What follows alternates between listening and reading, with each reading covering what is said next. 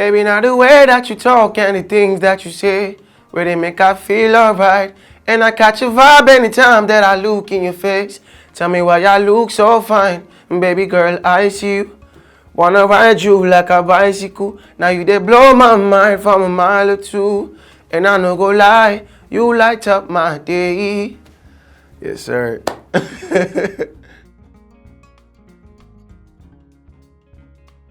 My real names are Adelabu Alexander Adewumi. It's unfortunate that it's all AAA. So yeah, that's my real name.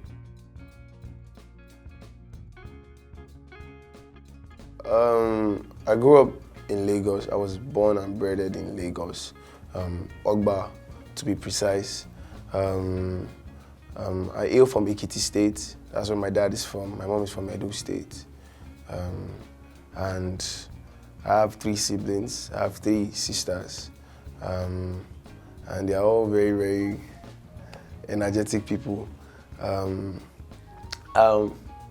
also finished from the University of Lagos, studied mass communication. I finished 2019. Yeah, so like that's a few things about Magixx.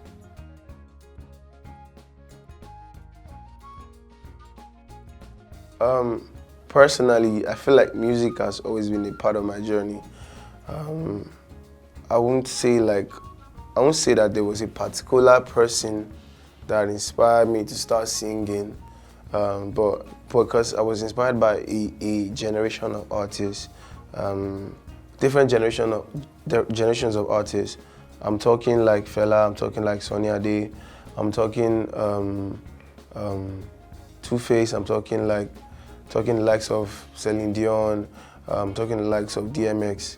So like it's kind of like scattered around. So all these people inspire me to make music. And also like when I was growing up, my dad used to like have like a bunch of CDs in the house. So like all those things were like music around me and built the music in me, you know. So yeah, I've always been around music. I never for once start up to say, oh, I want to start singing. I've always known I wanted to sing. There was never, I didn't have a point where I said, I want to start singing. I've always known I want to sing. Yeah, that's how it's been for me. That thing is very funny because I remember very well when I was in secondary school, yeah, and I was trying to come up with a name for myself, you know, and I thought about different names at the time, but the one I really liked, Magic. That was what I wanted because I was thinking about a name that could like, you know, give me like this supernatural type of vibe, you know, like because then I could rap, I could sing, I used to dance, you know, stuff like that, and I could do all these things. So I just wanted to like encapsulate it in a name, you know. So I started using Magic. So one day, I think I was watching MTV Base or so. Then an artist was playing. After the song ended, I saw the name Magic. I was like, hey, voila. I think my junior sister too was on the couch with me. She was looking at me like, are you seeing what I'm saying? So like, then I actually like had to switch the spelling. At first I started using M-A-G-I-K, it's Magic. So then at some point I had to switch it up to like M-A-G-I-X. And where I got the X is from my real name. My real name is Alex. So I took the X from Alex and added it to it. Then I used M-A-G-I-X. It was not slapping enough, so I added like 2 X's. So that was how I came up with Magixx.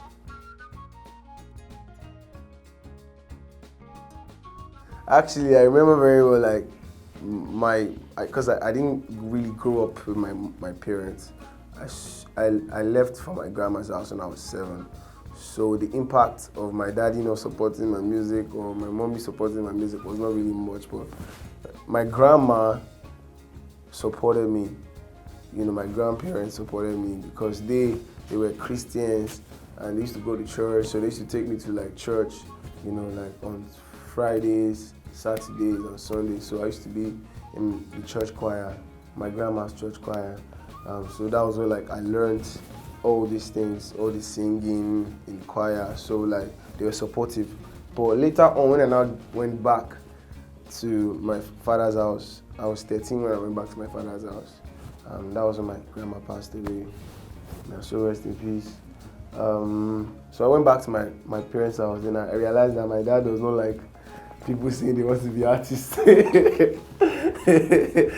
You know, so like my dad really didn't support it because he felt like if you wanted to do anything, make sure you have your certificate. You know, so my dad was always very hard on going to school first.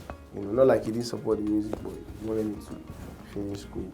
You know, so and I did that, and I'm really happy I did that. Big shout outs to you, sir. I love you, sir. Thank you, sir.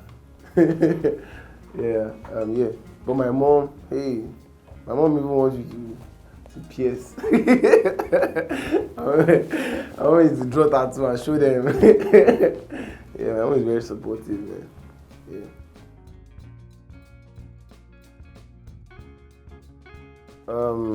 First, finance, exposure. I remember very well for exposure. Like I remember very well, like me finishing secondary school, and I got an admission to Onabisi Onabanjo University, and I had to turn it down because I knew if I left Lagos, I won't really be able to chase what I want to do as an artist. So I turned it down, and I wrote Unilag twice, so I could get into Unilag. So like I actually wrote Unilag that same year with Onabisi Onabanjo, but I got Onabisi, I didn't get Unilag, so I wrote again. You know, so like those were like the things. Finance, connect, you know, all those things were like super challenging, you know, but as time goes on, I started figuring them out one after the other. Yeah.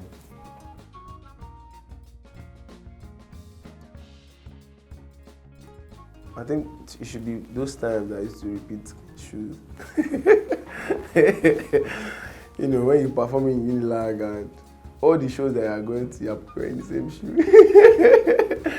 You know, like, yeah, so I think those were the times. Those were like, those were not really embarrassing, but in my heart, I was like, God, I wish I had more money to buy more shoes. Yeah.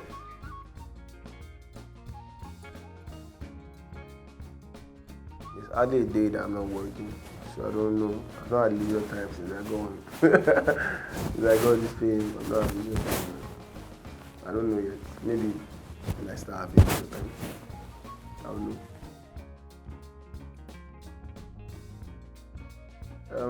First of all, I'll say is first of all, it's God, and also it's your hunger for what you do. If you're really hungry for something, you know, you always find a way to get better at it. You know, so that's how it works. If once you're hungry for something and you keep doing it, it's just like a footballer. If you keep practicing, you get better at what you do. It applies to most things in life. Talent is not enough. You also have to. It's like gold. You know it's gold already, but you have to refine it. You have to make it better. So that's how it works.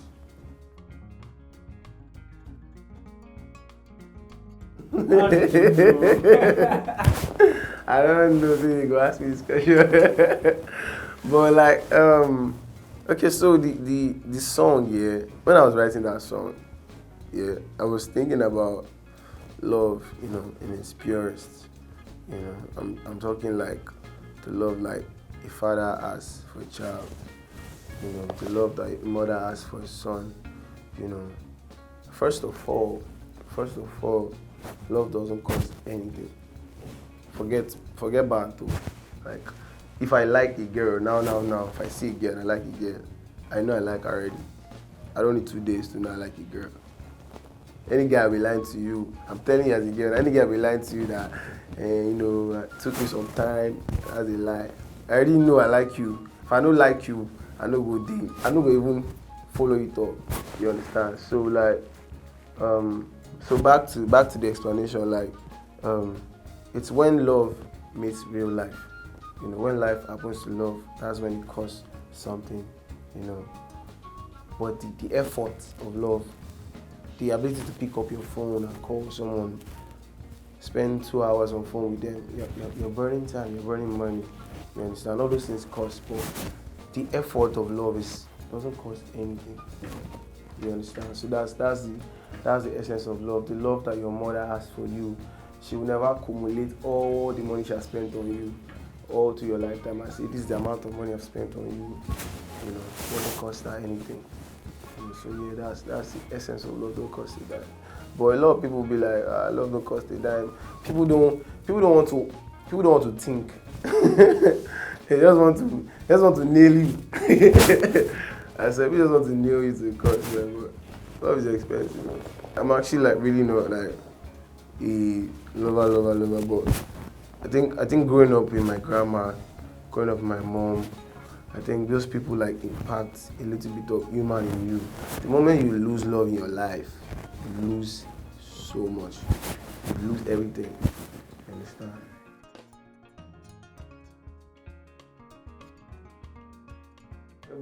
Everybody should have. Me, maybe the big guy. I mean the big guy. Okay, so like I don't know, man. I think I'm not sure I've been heartbroken because most of my relationships, I mean, they work out. Yeah. Right. But I've been on the receiving end because of me saying I don't want to do this anymore. But I really wanted to still be there, you know. But I don't have a choice than to move on. And a girl has cheated on me. Yeah. Yes, no. Yes. So that's life. I didn't fold, I cheated back. I didn't fold. cheat, well, you know. So yeah. But man, all those days are past. Now, that is money I'm looking for. Yeah, man.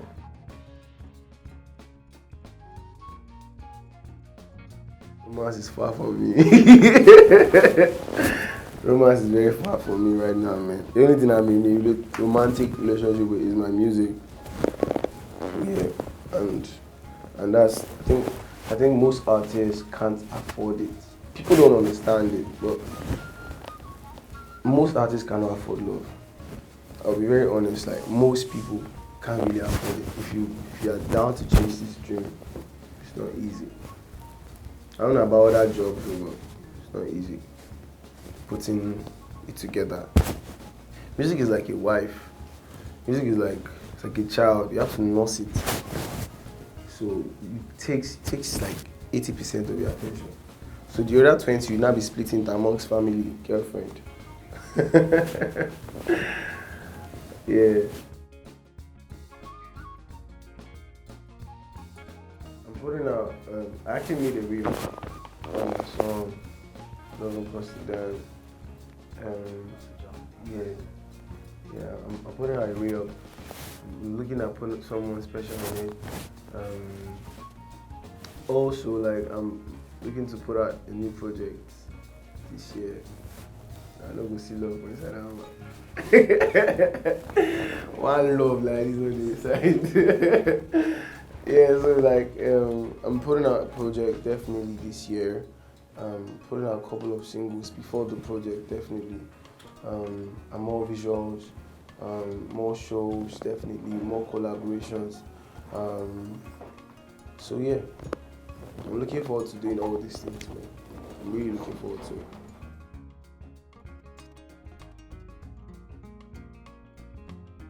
Just expect something. Expect Drake on my song, bro. Yeah, I'm coming with that Drake feature, bro. I swear.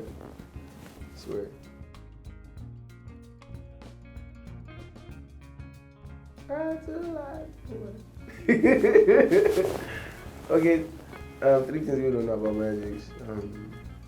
I think I don't like any other thing aside from music. First of all, it's very hard for you to catch my attention. It's hard for someone to catch my attention if it's not music. Another thing is, I like going out a lot. Yeah, I'm an outside person. I don't like staying inside. And I like football. I really like football. I like watching football and YouTube. I like YouTube.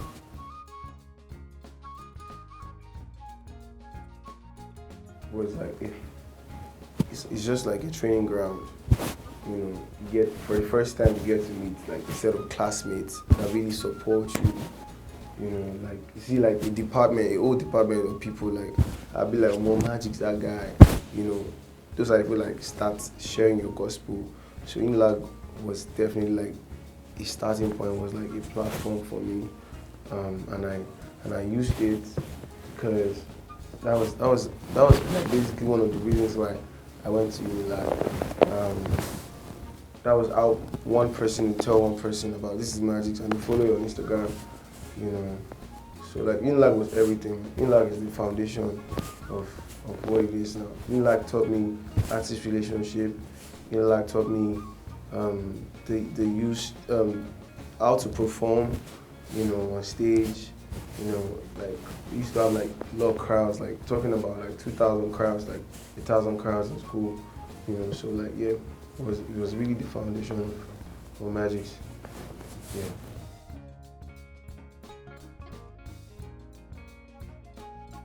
Okay, so when I finished school, I'm talking like 2019, you know, early 2020, because 2019 finished, like you be in school trying to solve your issues with the project and stuff. So like January, I was already thinking about how I'm going to be like out there, because now when you finish school there's always this question of what next in your mind. There's always this thing on your mind that like it's always like so like I'm finished school, like what am I going to do next, you know. So that question was heavy on my mind, so I started putting out a lot of freestyles on Instagram. I started like I started telling more people about me physically. I used to tell people like, bro, please, if you know someone that knows someone, you know, I'm down to work. I'm trying to get this person to hear my music, you know. So it was during that period, around March 2020. I think the pandemic was just about to start, like just about to start. One midnight, I got a text on Instagram. I think I was seeing it. You know, the text was like, Jazzy is interested in, you know, signing you, but don't tell anybody yet. Just come to the studio, you know. So the text was secretive and stuff like that. So then I pulled up. I actually like when I saw the message, I started pounding because it was 3 a.m. in the midnight, and I had absolutely no idea what next, man. I just knew, like, and my funny thing was that I was staying off campus and my rent was going to expire next month. So yeah, like, everything just happened like God's plan, you know. So, and it came right after school.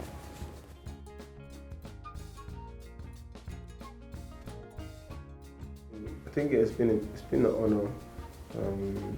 Big shout outs to everybody on the Mavin team, every artist on Mavin. Everybody's doing so well, you know, and it's just a good example to follow. You know, it's good when you have people like you that have done great stuff, you know, and it's just left to you to, like, you know, also take it to another level, you know. So it's an honor to be on this platform. I mean, anybody will want this opportunity, and any artist will want this opportunity. So I'm grateful for that. Super grateful.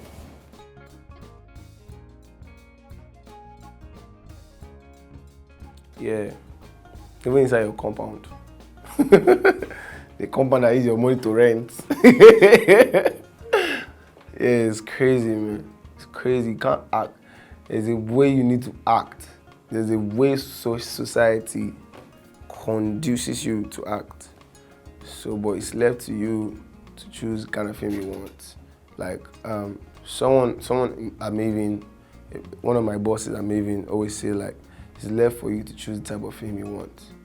It's either you allow the people put you in a box, or you show them what you want them to see, or you do what you want to do, you know, and create your type of fame. You know, so it's always left for you mentally to free yourself. Because being famous is like a prison, but people don't know. It's like a prison because everybody's seeing you. Before you used to see the people that are famous, but now you are the people that everybody's seeing. So So the psychological turn is you're now being watched. So everything you do, you try to be extra careful. You try to be packaging. You can't repeat clothes. You can't all these things, and it's actually real. That artists cannot repeat clothes. It's real. So like there's pressure too, societal pressure. So like it's different, but it's always left to you as an artist to always remind yourself that you are in control of this. You know. So yeah.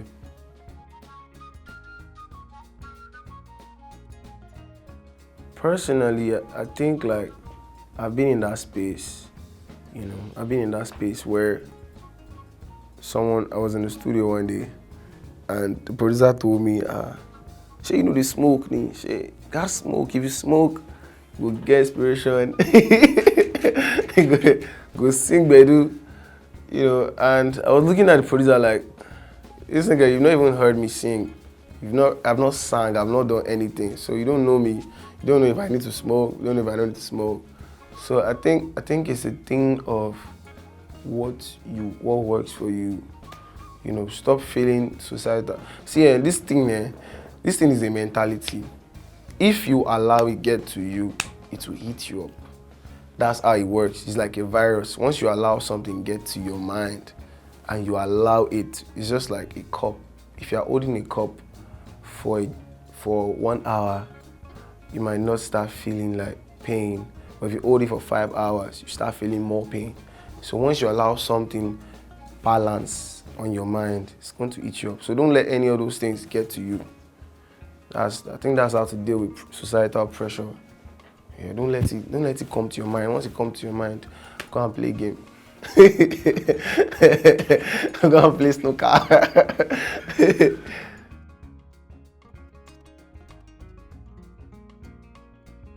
No, I don't know. You can't beat me. But please, don't overdo. PR is important. I feel like PR is not even done in Nigeria. I feel like organized PR is not well done in Nigeria. Abroad, people plan a whole 3 years of PR, 2 years of PR, 1 year of PR. Like they already know all the stunts that they want to pull. You understand? So like PR is very important, but just don't make it too ridiculous. That's my advice. That's my take. Because without PR, you can't be in the game. There are too many people. There are too many. It's just like it's a room of students. Every student is making noise. So now the one we make noise pass, now you will pay attention to. So that's been a PR. So you always have to find a way to always keep making noise around your music. So that's it.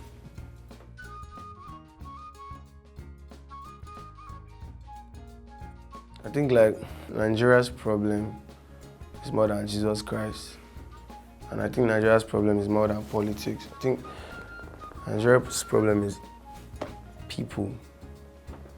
It's the people. It's not the government. It's not church. It's not Jesus. It's not anything. It's the people.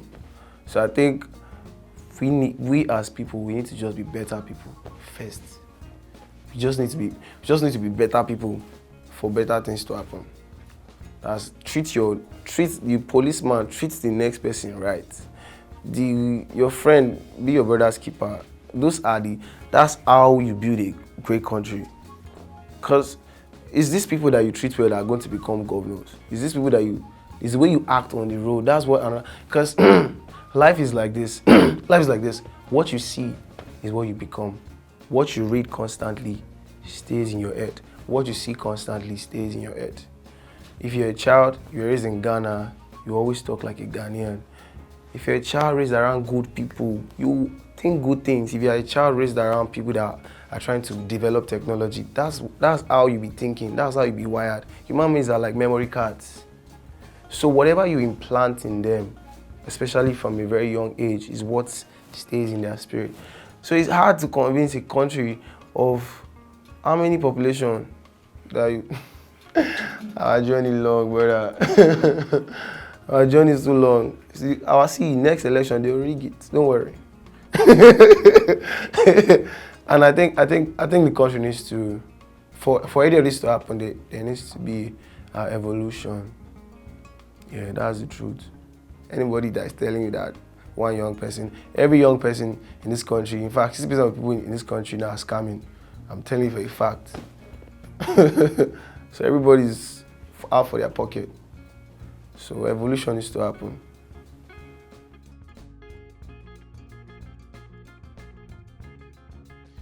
Nobody's going to support you until you make it to life. Nobody's going to do anything for you if you don't do for yourself. Nobody go day if money no day. Nobody's going to pull up for you if you're not going 100 times hard for yourself. You have to do. I'm tired of people saying, nah, they're not supporting me, they're not doing this for me. As an artist, people, that's how it's supposed to be. That's why Whiskey has 10 million followers. That's why Davido has 20 million followers. Can't you see? Work. When you work for these things, then people will celebrate you. People cannot celebrate you if you have 100 followers. People will not talk about you. So work, do, put out content, drop freestyles. That's how to get discovered.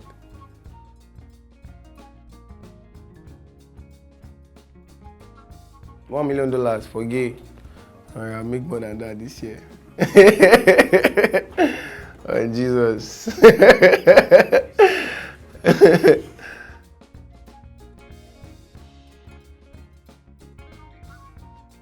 Hey, now don't cast me. Hey, voila. I think car. I'm done in car. I'm done in car. Yeah. Yeah, car is alright. I don't want to go to my. I know somebody watching this that used to do it in church. Back in the days. God is watching you. Big shout outs to Broadway TV. Man, I really appreciate you guys. Thank you so much for having me. God bless you guys.